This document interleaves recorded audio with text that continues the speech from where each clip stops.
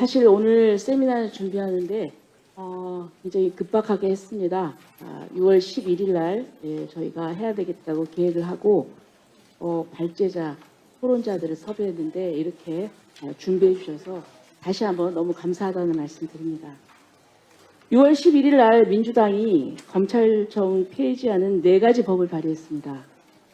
검찰청 폐지 법안, 제가 법안을 보니까 딱 한 줄입니다. 검찰청법을 폐지한다. 그리고 공소청 법안, 중대범죄수사청법, 그다음에 국가수사위원회법. 여기는 굉장히 위험하고 심각한 문제가 있습니다. 형사사법제도는 국민을 범죄로부터 보호하고 형사사법 정의를 실현하는 국가 기능에 관한 문제입니다.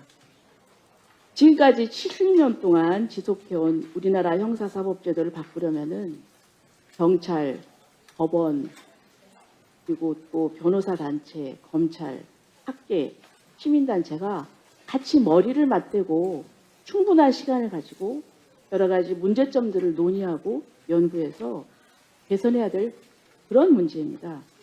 그럼에도 불구하고 단기간 내에 이것을 결론 내겠다고 합니다. 두 번째는 우리가 이미 검수완박 시즌 1을 경험했습니다. 그때는 검경 수사권 조정과 공수처 설치였습니다. 그런데 그리고 나서 어땠습니까? 그 부작용 그리고 일반 국민들이 너무나 많은 피해를 입었습니다.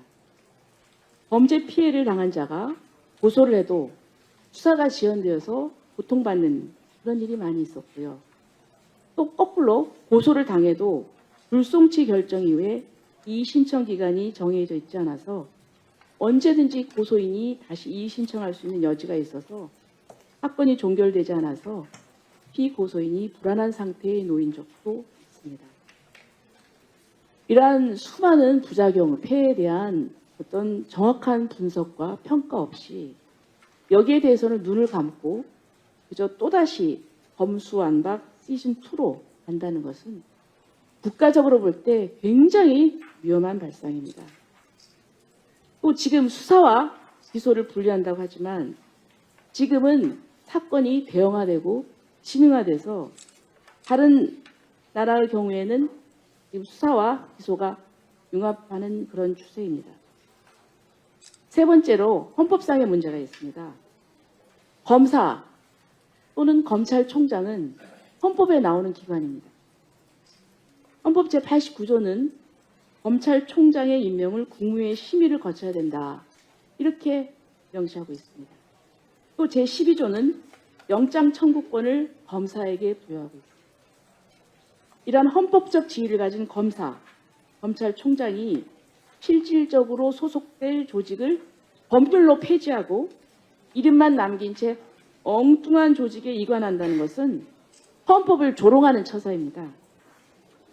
그리고 개헌 문제입니다. 이것은 헌법을 개헌을 해야 되는데 개헌 문제 없는, 개헌 논의 없는 검찰청 폐지. 이것은 명백하게 헌법 파괴 행위입니다. 저는 이 기저에는 이재명 대통령 수사에 대한 어떤 감정적인 보복이 자리 잡고 있다 이렇게 생각합니다. 입법권은 국민으로부터 위임받은 굉장히 엄중한 권한입니다. 그럼에도 불구하고 그러한 입법권을 이렇게 어떤 정치적인 목적에서 사용한다는 것은 국가기관으로서는 있을 수 없는 일입니다. 과거 정치 검찰에 있어서 피해가 없었던 것은 아닙니다. 하지만 이 부분에 대해서 개선을 얘기하는 것은 몰라도 그렇다고 형사사법 전체를 통틀어서 이렇게 해체하는 시도는 굉장히 위험한 사고방식이고 그 피해는 고스란히 일반 국민에게 전가가 될 것입니다. 민생 하면서 이런 부분에 있어서는 민생을 외면하는 것입니다. 저희들은 소수 야당입니다. 이 거대한 의석을 가진 다수 여당에 맞서서 이 법을 저지하는 데는 한계가 있습니다. 그래서 오늘 이 자리에서는 이러한 문제점을 조목조목 제기하면서 많은 국민들이 이러한 법의 문제점에 대해서 알게 되기를 바랍니다. 그래서 국민들께서 저희와 함께 이런 악법을 막아주시는데 힘이 되어주시기를 바랍니다. 저희들은 오로지 국민만을 믿습니다. 이 자리가 이러한 여론을 환기시켜서 이 법을 막을 수 있는 동력이 되는 자리가 되기를 바라겠습니다. 감사합니다.